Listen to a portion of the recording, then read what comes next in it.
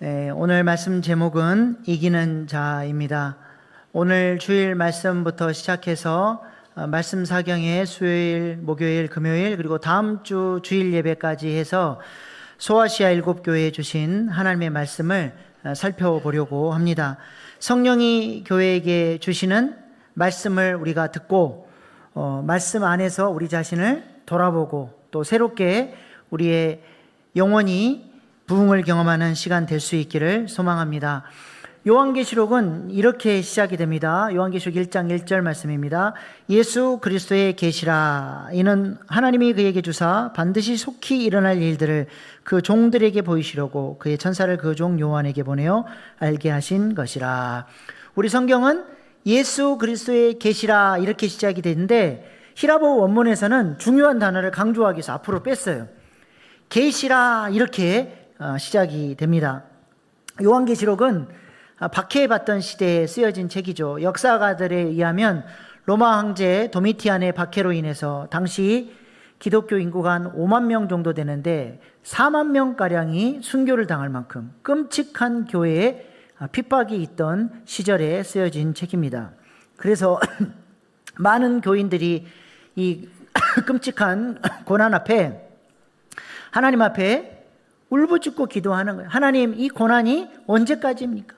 언제까지 이렇게 많은 믿음의 지체들이 죽어나가야 합니까? 그렇게 고통 중에 하나님 앞에 부르짖었는데 드디어 하나님의 응답이 사도 요한에게 임하게 된 거예요. 그래서 시작을 계시다 이렇게 시작을 하는 겁니다. 얼마나 가슴 벅차고 가슴 떨리는 그런 말씀입니까? 그동안 기다렸던 하나님의 음성이 지금 교회들에게 주어지고 있는 것이죠. 계시가 뭡니까? 계시는 보여주는 거죠. 하나님께서 고난 가운데 있는 교회에게 하나님의 선하신 뜻이 무엇인지를 보여주고 앞으로 되어질 일이 어떻게 될 것인지를 보여줌으로써 교회들로 하여금 위로를 받고 새 소망 가운데 믿음으로 하나님 나라를 위해서 살아갈 수 있도록 하나님이 이 계시의 말씀으로 지지하시고 격려하시는 것입니다. 그래서 사도 요한은 3절에서 이 계시의 말씀을 예언의 말씀이다라고 얘기를 하죠.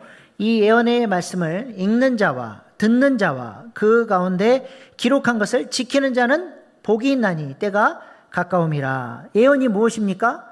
여기서의 예자는 미리 예자가 아니라 맡길 예. 우리 은행에다가 돈을 맡길 때 예금 그러잖아요. 맡길 예자입니다. 그러니까 예언은 하나님이 맡겨주신 말씀인 것이죠. 그래서 구약의 예언자들이 하나님이 자신에게 주신 말씀, 맡겨주신 말씀을 백성들에게 전하는데 예언의 말씀 중에는 물론 미래에 대한 말씀도 있지만 사실은 대다수가 현재에 대한 삶에 대한 말씀들이 많아요.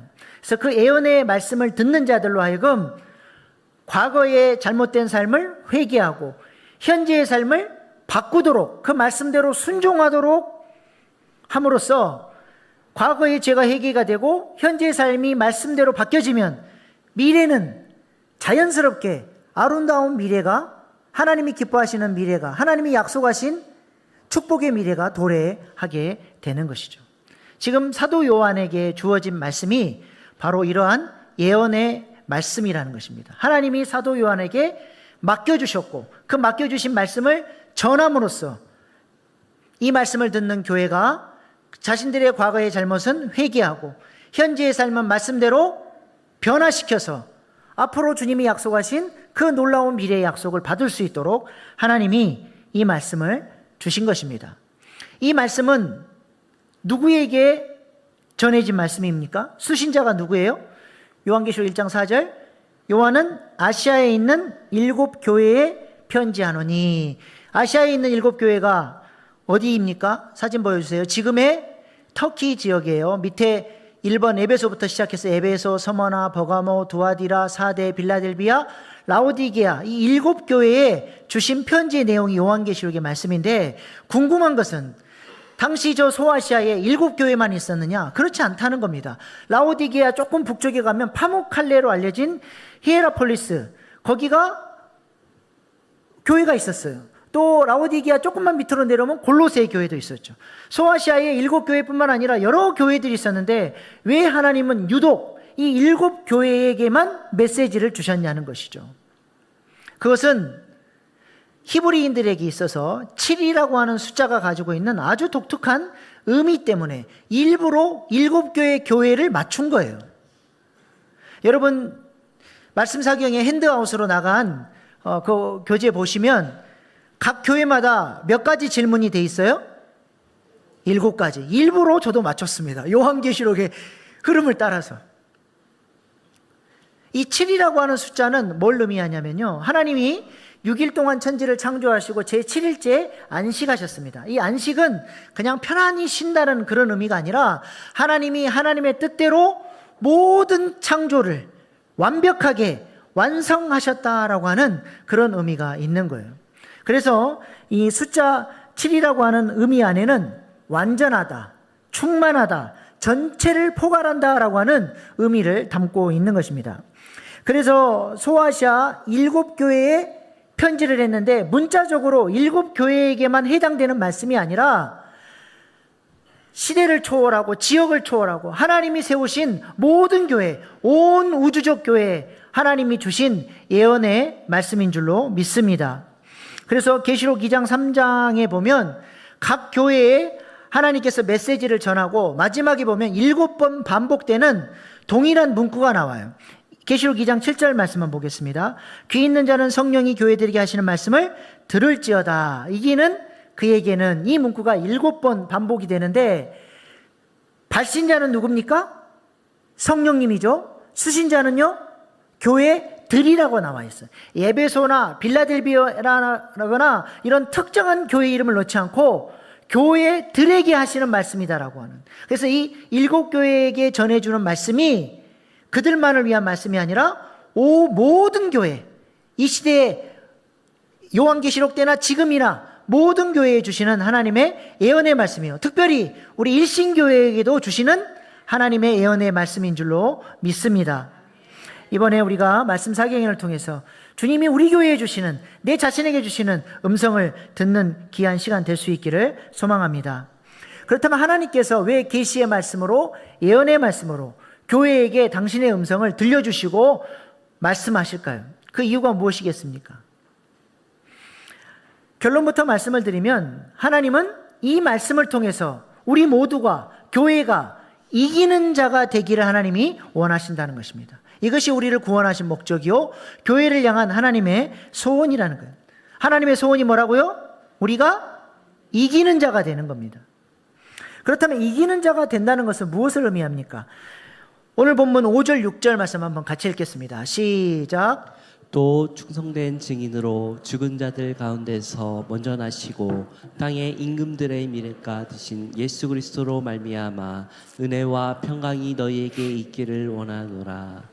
우리를 사랑하사 그의 피로 우리 죄에서 우리를 해방하시고 그의 아버지 하나님을 위하여 우리를 나라와 제사장으로 삼으신 그에게 영광과 능력이 세세토록 있기를 원하노라. 아멘. 아멘. 우리를 사랑하셔서 예수님이 우리를 구원하시고 모든 죄와 사망의 법에서 우리를 해방시켜 주셨습니다. 그리고 우리를 어떤 존재로 삼으셨다고 말씀합니까? 다시 띄워주세요. 우리를 어떤 존재로 세워주셨어요? 우리를 나라와 제사장으로 삼아주셨다 말씀하십니다. 나라와 제사장으로 우리를 삼아주셨다는 말씀이 무슨 말입니까? 우리를 왕같은 제사장으로 삼아주셨다는 거예요. 예수 믿고 단순히 천국 간다는 그 사실 하나만 붙잡고 계속해서 죄에 넘어지고 죄의 사망의 지배 아래서 신음하고 그렇게 고통스럽게 살아가는 인생이 아니라 하나님이 부르신 목적을 깨닫고 왕같은 제사장으로 세워져서 죄와 사망 권세를 이기고 하나님 나라의 대행자로 그렇게 하나님 나라를 전하는 왕같은 제사장으로 하나님이 우리를 세우시기를 원하셔서 우리를 구원하셨다라고 하는 것입니다. 이것이 우리의 향한 하나님의 소원이요, 우리가 이기는 자 되기를 원하시는 하나님의 마음인 것이죠. 6월절 어린 양의 피로 구원받은 이스라엘 백성들을 향해서도 하나님께서 어떠한 소원을 가지고 계셨습니까? 하나님께서 그들을 6월절 어린 양을 통해서 구원하셨습니다. 그리고 그들에게 하나님이 무엇을 원하셨나요? 출애굽 12장 11절 말씀 같이 읽겠습니다. 시작. 너희는 그것을 이렇게 먹을지니 허리에 띠를 띠고 발에 신을 신고 손에 지팡이를 잡고 급히 먹으라. 이것이 여호와의 유월절이니라. 아멘. 왜 허리에 띠를 띠고 발에 신을 신고 손에 지팡이를 잡고 급히 먹어야 됩니까? 왜 그렇습니까? 유월절 어린 양을 먹는 순간 이제는 하나님의 백성이 돼서 바로의 손아귀에서 벗어나서 주님이 말씀하신 가나안 땅, 사명의 땅을 향해 진군해 가는 여호와의 군대로 제사장 나라로 세워져야 되기 때문에 빨리 애굽을 떠나야 되는 존재들이기 때문에 급하게 먹으라고 말씀하시는 것이죠. 이렇게 구원받고 난 이후에 왕 같은 제사장으로 훈련되어지고 주님 닮은 모습으로 이기는 자로 서가는 것, 이것을 신학적 용어로 성화라고 합니다. 성화는 삶 속에서 죄를 이기는 것이고 우리 옛사람이 깨트려지는 것이고 나의 모습 속에서, 언어 속에서, 행동 속에서, 나의 생각 속에서 주님의 향기가 드러나는 거예요. 그런 존재로 성장해 가는 것입니다. 근데 문제는 이런 성화의 삶이 어렵습니까? 쉽습니까? 어렵습니다. 이게 만약에 쉽다면 교회를 다니는 사람들이라면 누구나 교회를 다니면 다닐수록 날마다 주님 닮은 모습으로 그의 삶 속에서, 언어 속에서, 행동 속에서 예수 그리스도의 향기가 맡아져야 되고 보여져야 되는데 그렇지 않다는 것이죠. 오늘날 교회를 보시기 바랍니다.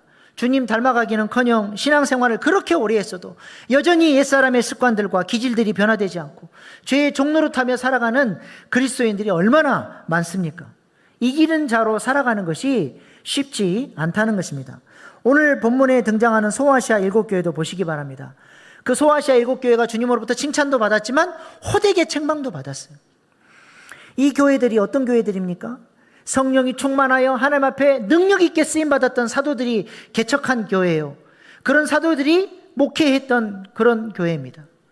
지금 사도 요한이 반모섬에 잡혀서 유배 오기 전까지, 그가 조금 전까지 목회했던 교회가 어떤 교회예요? 예배소 교회예요. 예배소 교회는 사도 바울이 목회했던 교회예요.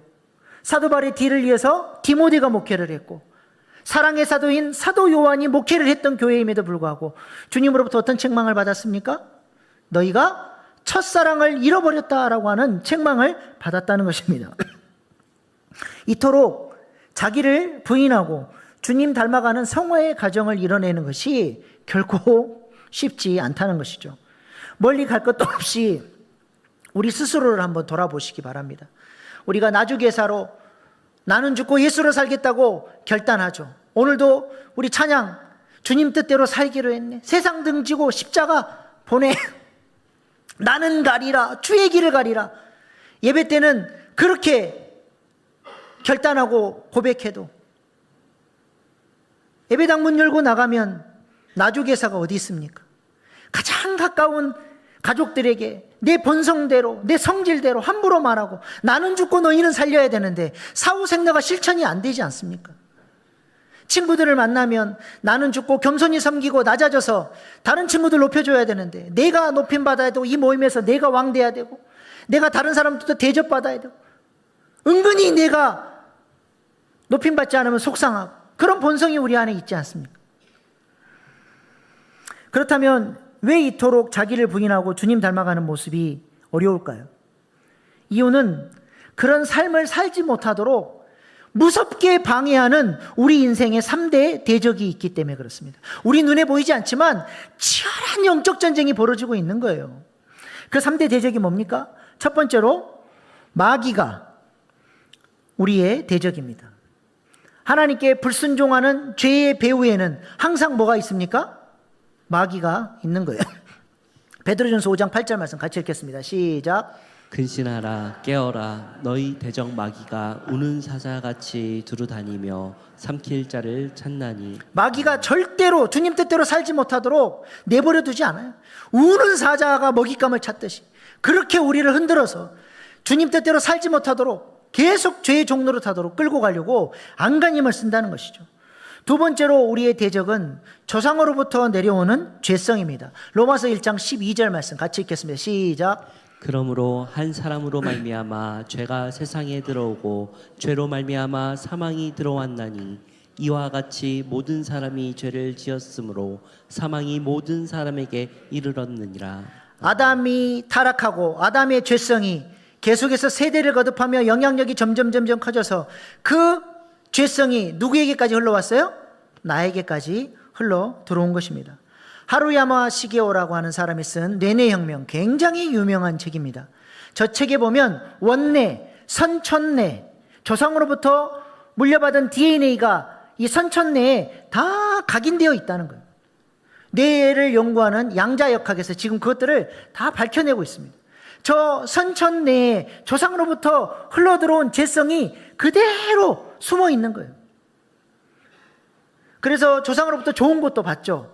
선천적으로 노래를 잘한다거나 그림을 잘 그린다거나 이건 조상으로부터 좋은 것을 받은 거예요. 그러나 안 좋은 걸 더 많이 받았어요. 그놈의 못된 성질, 그 죄를 사랑하는 모습들, 그것들이 우리의 선천내에 각인되어 있어요. 그래서 우리가 성령으로 깨어서 이것을 훈련하고 주님 뜻대로 살기 위한 성화의 훈련이 없으면 나도 모르게 이 본성대로 옛날 조상들이 잘못 살아왔던 방식대로 똑같이 잘못을 답습하며 본능대로 살아간 선천내가 움직이는 대로 살아버리는 인생이 된다는 것입니다.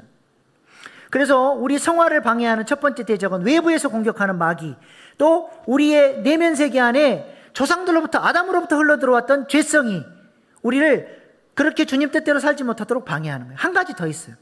이러한 마귀의 유혹과 죄성을 따라서 우리는 너무 오랜 세월 동안 그렇게 옛사람의 모습으로 살아버렸어요. 그래서 마지막 세 번째가 뭐냐면 우리의 옛사람의 습관입니다. 지금까지 살아오면서 형성된 잘못 살아왔던 삶의 방식, 습관, 언어, 문화, 세속의 흐름이 옛사람의 모습으로 내 삶에 깊이 뿌리 내어져 있는 것이죠. 그래서 이 강력한 영향력이 우리로 하여금 주님 뜻대로 그렇게 살고 싶은데 그렇게 살지 못하도록 방해를 하는 것입니다.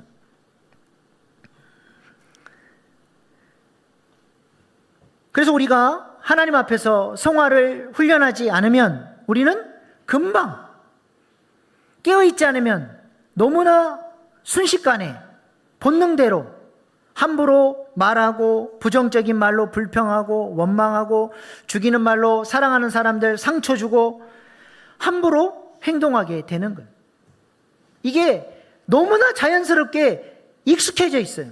그래서 새로운 신분에 대한 삶을 훈련하지 않으면 우리는 절대로 성화의 과정을 이뤄나가기가 힘든다는 것입니다. 그래서 사도 바울은 로마서 6장 17절 19절 말씀에 우리의 실존을 이렇게 이야기하고 있습니다. 하나님께 감사하리로다. 너희가 본래 죄의 종이더니 너희에게 전하여 준 바 교훈의 본을 마음으로 순종하여 죄로부터 해방되어 의에게 종이 되었나니 너희 육신이 연약함으로 내가 사람의 의대로 말하노니 전에 너희가 저희 지체를 부정과 불법에 내주어 불법에 이른 것 같이 이제는 너희 지체를 의에게 종으로 내주어 거룩함에 이르라. 우리는 과거에 죄의 종노릇하는 존재였는데 예수님께서 은혜로 우리를 이 죄의 종노릇하는 데서 해방시켜 주셨어요. 그러면 이제 우리는 어떻게 살아야 돼요? 주님이 원하시는 목적대로 왕같은 제사장으로 이기는 자로 살아야 되는데 뭐가 약해요? 19절 말씀, 너희 육신이 연약함으로, 마귀가 아담으로부터 흘러오는 죄성이, 옛사람의 습관이 나로 하여금 그렇게 못 살게 만드는 거예요. 내 육신이 그렇게 약하다는 말이에요. 그래서 저 연약한 육신을 사도 바울은 훈련시켜서 의의 종으로 살아야 한다는 것입니다. 근데 많은 사람들이 예수를 믿는다고 하면서 구원은 받았다고 하는데 그 이후에 성화는 없어요. 성화의 훈련이 없단 말이에요. 그래서 사도 바울이 우리의 삶을 딱 세 가지로 이렇게 요약을 해줍니다. 우리가 과거에 이렇게 살았는데 지금도 그렇게 산다는 거예요. 에베소서 2장 3절 4절 말씀입니다. 시작. 그때 너희는 그 가운데서 행하여 이 세상 풍조를 따르고 공중 권세 잡은 자를 따랐으니 곧 지금 불순종의 아들들 가운데서 역사하는 영이라. 전에는 우리도 다 그 가운데서 우리 육체의 욕심을 따라 지내며 육체와 마음에 원하는 것을 하며 다른 이들과 같이 본질상 진노의 자녀였더니 원래 우리가 이전에 본질상 진노의 자녀였어요. 주님이 여기서부터 우리를 해방시켜 주셨습니다. 그래서 우리는 주님이 원하는 뜻대로 살아가는 게 정상이에요. 근데 불법이, 마귀가, 죄성이, 옛사람이 지금도 불법적으로 나에게 역사하고 있는 거예요. 필리핀에 가면 민다나오라는 섬이 있는데요. 북쪽에 가면 자유롭게 관광도 하고 관광객들이 치안이 잘 돼 있어서 잘 다닐 수 있습니다. 근데 절대 남쪽 지역으로는 가지 말라 그래요. 남쪽 지역에는 이슬람 반군이 그 지역을 차지하고 있습니다. 불법이죠. 불법으로 그 지역을 불법 점거하고 있는데 너무 세력이 강하니까 필리핀 정부에서 어찌할 수 없어 그냥 내버려 두는 거예요. 이처럼 불법적으로 마귀와 죄성과 옛사람이 우리를 지금도 장악하고 있다는 것이죠. 지금 사도 바울이 세 가지로 요약을 했죠. 뭐였어요? 첫째, 우리는 이 세상 풍조를 따라 살아요. 두 번째, 공중권세 잡은 자 마귀를 따라 살아요. 세 번째, 육체의 소욕을 따라 살아요. 센스 있게 말씀을 띄워주면 좋은데 말을 안 하면 안 띄워주네. 예. 아무튼 세상 풍조를 따르는 것은 아까 제가 말씀드렸던 우리 인생의 3대 대적과 한번 연결시켜 보세요. 세상 풍조를 따르는 건 뭐예요? 옛사람의 습관을 따라 살아가는 거예요. 여전히 똑같이 살아요. 공중권세 잡은 마귀를 따랐던 우리가 이제는 어떻게 살아야 돼요? 마귀의 유혹을 이기고 살아야 되는데 마귀의 유혹을 따라 죄를 짓고 산다는 거예요. 육체의 욕심을 따라 살았던 옛사람, 이제는 어떻게 살아야 돼요? 육체를 자기를 부인하고 나중에서의 삶을 살아야 되는데 여전히 조상으로부터 내려오는 육체의 본성대로 우리가 살아간다는 것입니다.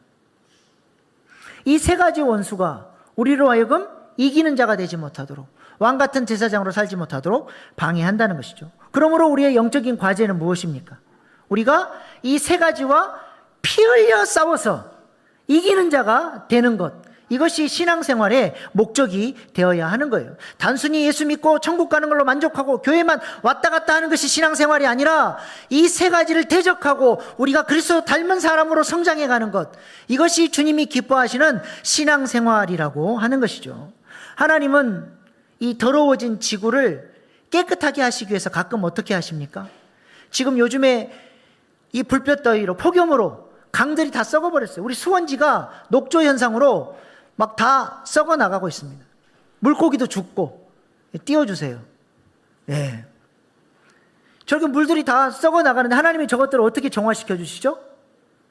태풍을 불게 하시고 비바람을 통해서 확 한 번 다 뒤집어 엎어서 이 생태계가 힘을 회복할 수 있도록 그렇게 도와주는 것이죠. 태풍이 꼭 나쁜 게 아닙니다. 그 바다를 완전히 뒤집어 엎어서 영양분이 이제 골고루 뻗어나가서 물고기들이 잘 살 수 있도록 하나님이 대청소를 해주시는 거죠.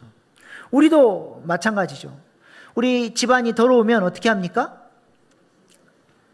청소하죠. 또 더운 여름날 땀 많이 흘리고 찝찝하면 샤워를 하잖아요. 이렇게 우리 주변 환경을 돌아보고 우리 몸을 깨끗하게 하고 정결케 하는 일에 많은 사람들이 신경을 쓰고 살아요. 근데 물어보고 싶습니다. 정말 중요한 여러분의 마음과 영혼은 언제 청소하십니까? 얼마 만에 여러분이 여러분의 마음과 영혼을 돌아보며 그것들을 정화시키는 작업들을 하고 계시냐는 거예요. 애석하게도 많은 사람들이 주변 환경과 자신의 육체를 가꾸는 일에는 열심이지만 정작 중요한 내면 세계의 마음과 영혼은 방치하고 살아간다는 것입니다. 그래서 그 내면 세계가 혼돈스럽고 세 가지 원수들이, 마귀가, 죄성이, 이 옛사람의 습관이 여전히 그 사람의 마음을 장악하고 예수를 믿는다고 하면서도 애굽을 떠나지 않은 사람처럼 계속 죄의 종로로 타며 살게 만드는 것이죠. 하나님을 위해서 일해야 될 사람이, 이제는 6월절 어린 양을 먹고 가나안 땅을 향해서 진군해 가야 될 사람이 여전히 애굽에 남아서 여전히 마귀가 원하는 일들을 하고 마귀 돕는 일을 하는 거예요. 죽이는 일을 하고 사람들 힘들게 하고 교회마저도 어지럽히면서 악한 마귀를 위해서 살아가는 사람들이 있다는 것입니다. 그렇다면 우리가 어떻게 하면 우리 마음을 돌아보고 우리 영혼을 정결케 하며 성화의 가정으로 나아갈 수 있을까요? 우리 예수님께서 가르쳐 주셨어요. 누가복음 9장 23절 말씀. 시작. 또 무리에게 이르시되 아무든지 나를 따라오려거든 자기를 부인하고 날마다 제 십자가를 지고 나를 따를 것이니라. 주님을 따르려면 어떻게 하라 그랬어요? 어떻게 해요? 어떻게 따르라고요? 날마다가 중요합니다. 날마다가 안 나오네. 날마다가 중요해요. 날마다가. 매일 최소 하루 한 번은 나를 돌아보고 자기를 부인하는 훈련을 해야 된다는 것입니다. 내가 자기 부인하고 살았는지, 자기 주장을 하지 않았는지 체크하면서 성찰하는 시간을 가져야 한다는 것이죠. 이렇게 매일 나주개사를 훈련하는 사람이 누구라는 거예요? 제자라고 하는 것입니다. 그렇다면 나를 돌아보고 나주개사를 실천했는지 나를 점검하고 성찰하는 좋은 방법이 무엇입니까? 어떤 전략이 있죠? 대다수의 사람들이 이런 전략이 없으니까 예배 때 말씀 듣다가 나주개사로 삽시다 하면 아멘은 해요.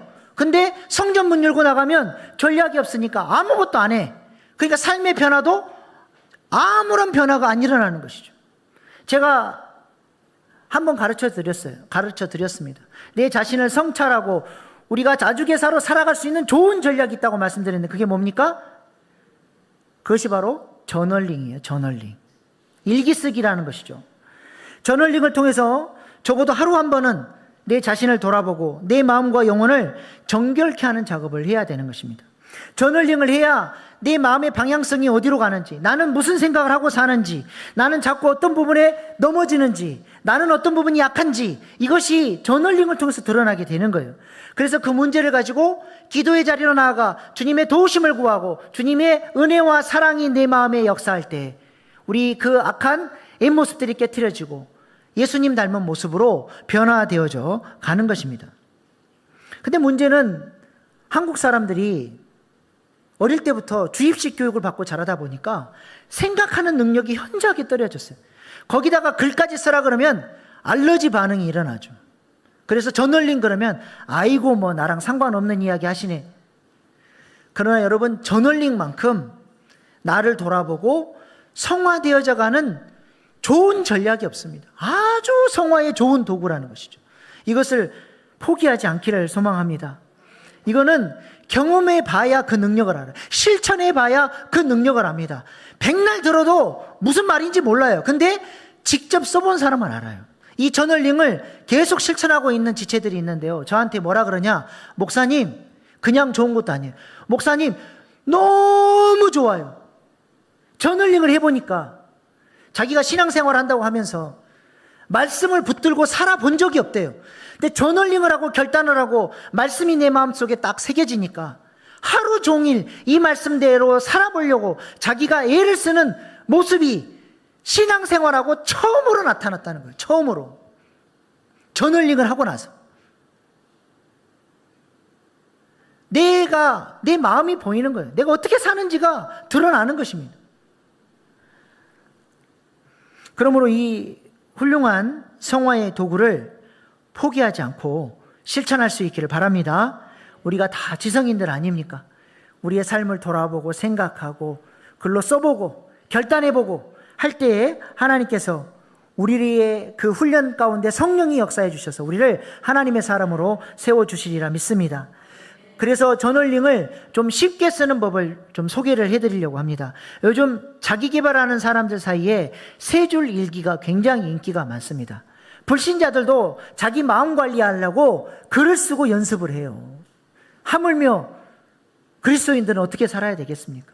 이 세 줄 일기를 어떻게 쓰냐면 첫 번째는 오늘 하루 가장 힘들었던 일, 속상했던 일을 한 줄 적어요.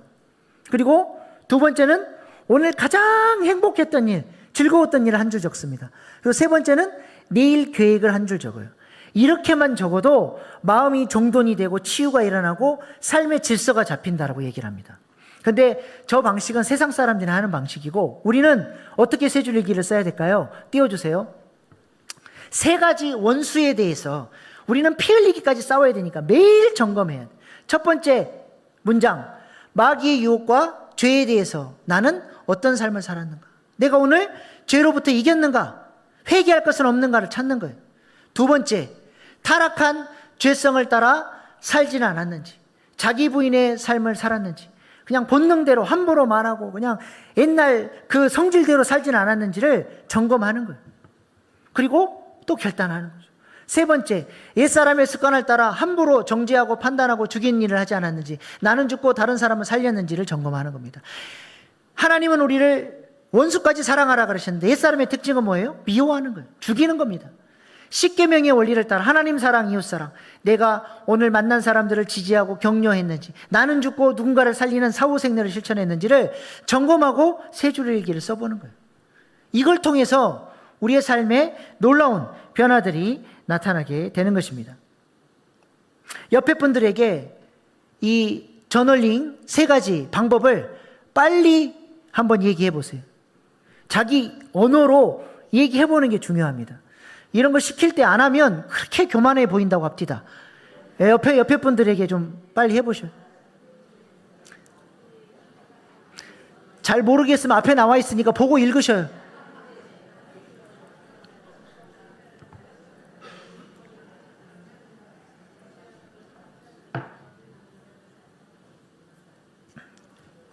이것이 바로 신앙생활이에요.